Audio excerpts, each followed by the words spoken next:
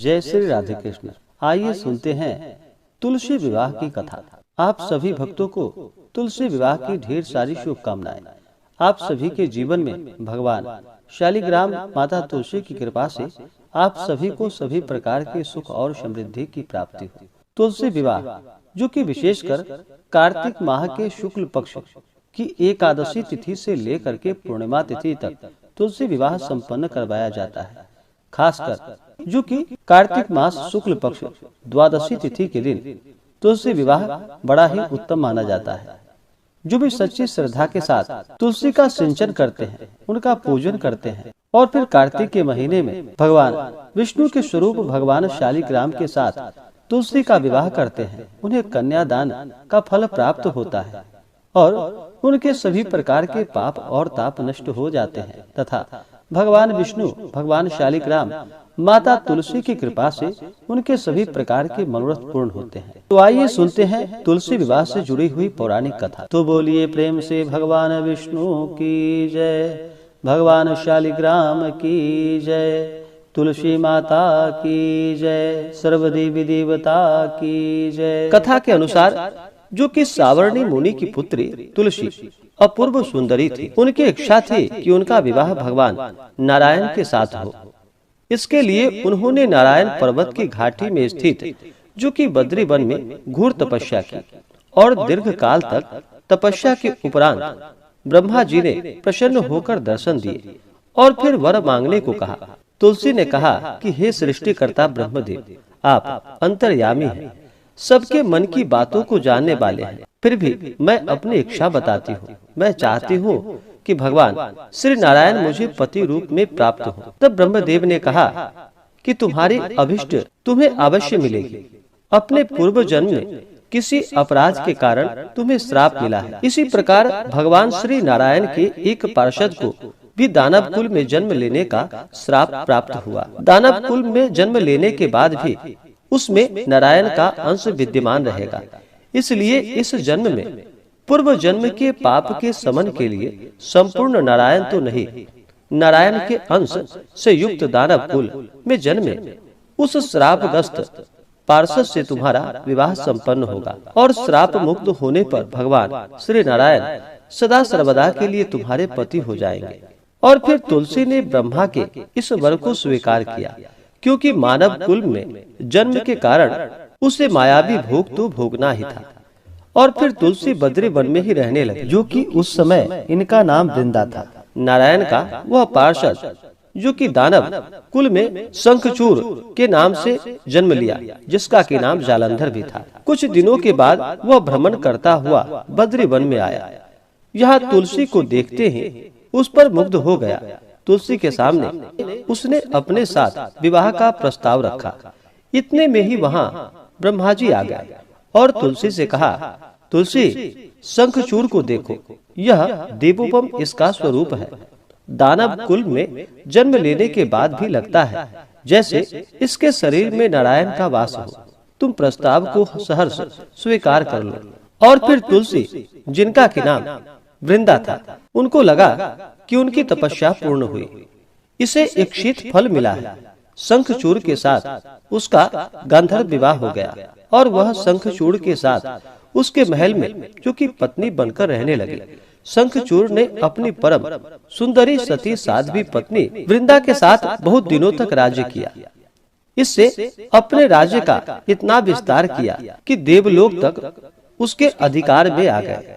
स्वर्ग का सुख भोगने वाले देवताओं की दशा जो कि बिगड़ सी गई और शंखचूड़ यानी कि जालंधर किसी को कष्ट नहीं देता था, पर अधिकार और राज्य छीन जाने से सारे देवता मिलकर ब्रह्मा, विष्णु और शिव की सभा में गए तथा अपनी विपत्ति सुनाई। ब्रह्मा जी ने कहा कि वृंदा परम साध्वी है, उसका विवाह जो कि शंखचूड़ जालंधर के साथ कराया था। और फिर शंखचूड़ को तब तक नहीं हराया जा सकता जब तक कि तुलसी को न छला जाए। भगवान विष्णु ने कहा कि शंखचूड़ पूर्व जन्म में मेरा पार्षद था और श्राप के कारण उसे दैत्य कुल में जन्म लेना पड़ा।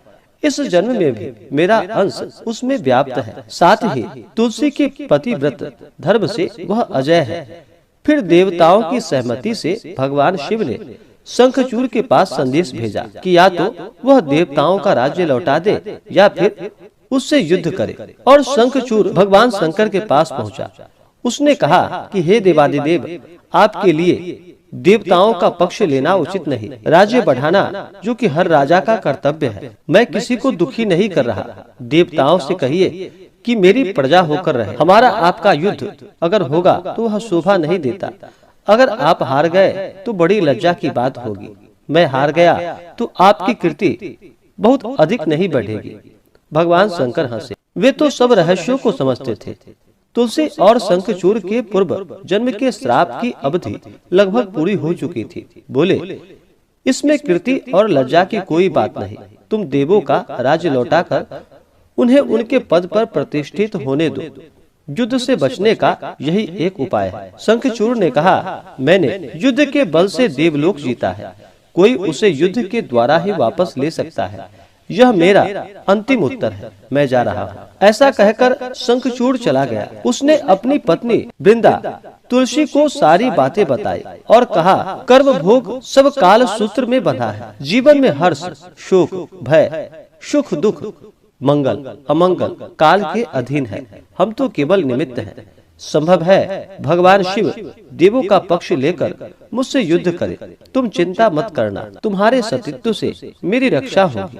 दूसरे दिन भगवान शंकर के नेतृत्व में देवताओं ने युद्ध छेड़ दिया और शंखचूड़ ने भीषण बाणों की वर्षा कर उनका वेग रोका।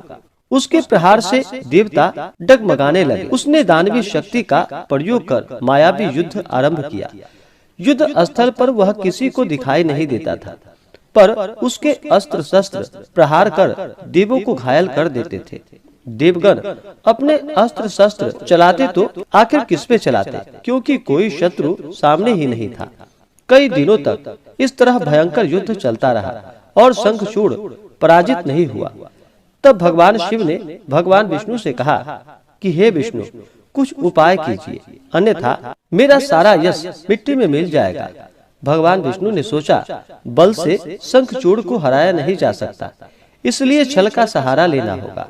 उन्होंने तुरंत अपना स्वरूप शंखचूड़ जैसा बनाया और अस्त्र शस्त्र से सज्जित हो तुलसी, जिनका की नाम वृंदा था, तो उनके पास पहुँचे और बोले कि प्रिय, मैं युद्ध जीत गया।